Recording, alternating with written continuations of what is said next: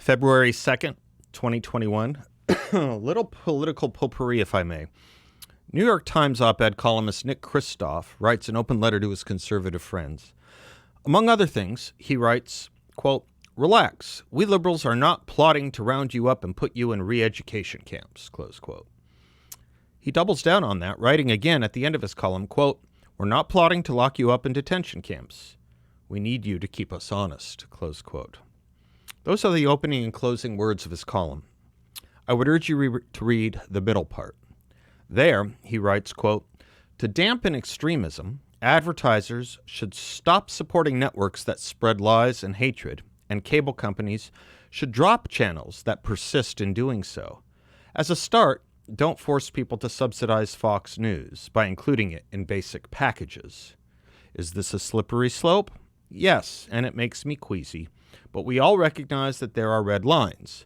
Neo-Nazis and Ku Klux Klan grand wizards have First Amendment rights, but we shouldn't pay to give them microphones, nor should commentators on the left or the right get megaphones to promote violence. Extremists enjoy free speech, but shouldn't be buttressed by advertisers or cable fees," close quote. I hope you see what happened there. Fox News is compared to neo-Nazis and the Ku Klux Klan by a liberal New York Times columnist who says, "Don't worry, we're not here to put you in re-education camps." And he compares Fox News' First Amendment rights to those of neo-Nazis and the Ku Klux Klan. And it's interesting how Kristof neglects to reflect upon or speak about efforts by multi-million-dollar campaign organizations like the Lincoln Project, fellow columnists at large newspapers like the Washington Post, and even editors at Forbes magazine, who have all recommended making lists of Trump supporters and telling corporate America not to hire those who worked for Donald Trump. That is the definition of a blacklist, by the way. In the Soviet Union, they had what they called propiska permits. You needed one to work. You could only get one if you joined the party in all caps. So forgive us for thinking you want to either brainwash us or the rest of the country. And to brainwash, of course, one needs re-education or, at a minimum, forced cult deprogramming. Oh, and Nick, did you see that people like Katie Couric have said we are a cult in need of deprogramming? So again, forgive us for reading and hearing what your movement says and taking it seriously. And forgive us, too, for thinking you think we are all equivalents to Nazis, when for 4 years your team has been marching in the streets calling us and our president exactly that, a Nazi. Or when members of Congress from your party do the same as they have. Or when you, as you did here, compare Fox News to the KKK. I'm sure Lauren Green, Harris Faulkner, and Charles Payne, never mind Donna Brazile and Mark Levin, would find that quite the surprise. But stop and consider to think a moment about what it means for a New York Times veteran to ask the world not to air Fox News. I wonder how much he agrees with what has been peddled on CNN and MSNBC, from Russia collusion hoaxes to descriptions of riots that have taken 30 lives and burned neighborhoods to the ground and caused $2 billion worth of damage as mostly peaceful. Or what it meant for his paper and the aforementioned CNN and MSNBC to target and libel a high school student for engaging in racist behavior by merely wearing a MAGA hat, such that millions had to be paid out to said student, Nick Sandmann, for said defamation.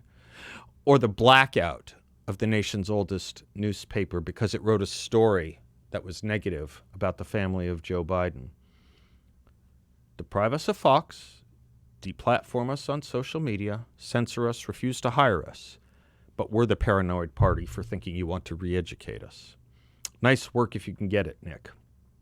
Another item. Yesterday, the New York Times had a headline, quote, "An emboldened extremist wing flexes its power in a leaderless GOP." I'll read it again. "An emboldened extremist wing flexes its power in a leaderless GOP," close quote. Its focus is on a Republican I've never heard of who left the party in Ohio, and a newly elected congresswoman from Georgia that until yesterday I also had never heard of. But a thought occurred to me tying the Kristof column to that headline. If the New York Times and corporate America, along with social media and CNN, weren't trying to silence and cancel and seek censure of duly elected U.S. senators like Josh Hawley and Ted Cruz. And if the New York Times didn't fire its editorial page editor because he ran a column by Tom Cotton, sending the message that if anyone else does that, they'll be fired too. If they didn't do all that silencing, censuring, and censoring, maybe we'd have what the New York Times considers leaders. You can't silence our leaders, in other words, and then blame us for being leaderless, can you? Can a man who murders his parents beg for mercy because he's now an orphan? Has Nick Kristof or the editorial page of the New York Times ever written a column not about Republican outliers, but about Democratic Party mainstays and chief fundraisers? You know, Rashida Tlaib and Ilhan Omar, who have trafficked with radical Islamists and engaged in the worst forms of anti-Semitism? Has it editorialized against Nancy Pelosi for calling federal troops trying to protect a federal courthouse in Oregon Nazi stormtroopers? Or Joe Biden for comparing the U.S. president to Joseph Goebbels? There's an effort going on here, and the effort is to make it seem as if conservatives are crazy and everything on the left is normal, or at minimum excusable.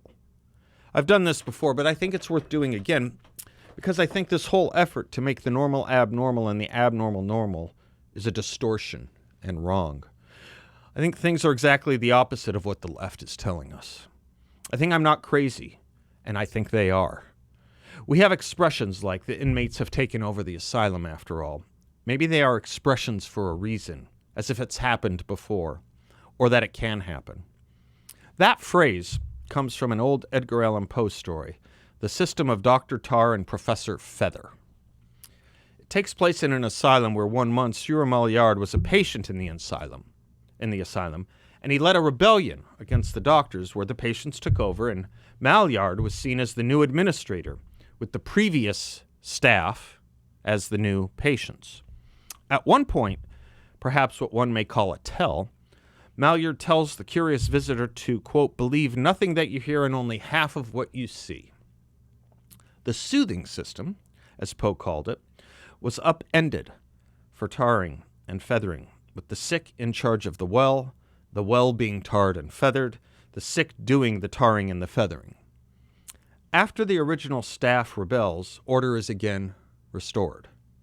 Of course, you have to know that such stories and such phrases have purchase, because there are actual examples of it happening in our various lives. Perhaps not as graphic as the fictional, but maybe in a way more so and more important.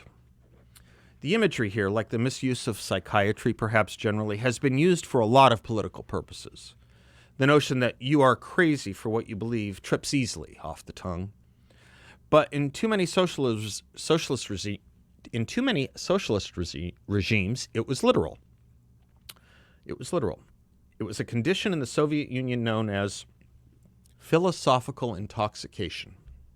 And you were asylumed for having errant political beliefs that dissented from the state's dogma, the party line. So when the Nick Kristofs tell us he just wants Fox off the air, but we shouldn't be worried about being asylumed, while others of his ilk tell us we need deprogramming, while yet others want to revoke our work visas, I hope he'll excuse us for not believing him. I should here like to quote Louis Brandeis, quote, "Those who won our independence by revolution were not cowards. They did not fear political change. They did not exalt order at the cost of liberty. To courageous, self-reliant men with confidence in the power of free and fearless reasoning applied through the process of popular government, no danger flowing from speech can be deemed clear or present unless the incidence of the evil apprehended is so imminent that it may befall before there is opportunity for full discussion. If there be time to expose through discussion the falsehood and fallacies, to avert the evil by the processes of education, the remedy to be applied is more speech, not enforced silence. Only an emergency can justify repression. Such must be the rule if authority is to be reconciled with freedom. Such, in my opinion, is the command of the Constitution." Close quote. Note, just today, the New York Times wrote about the need for the Biden administration to appoint a reality czar with truth commissions for those who report false stories. Maybe Nick Kristof should read his own newspaper. Beware those who A, exalt order at the cost of liberty, B, fear debate and the power of reason. And C, falsely or easily proclaim emergencies declared in order to justify repression. I'm Seth Leibson. We'll be right back.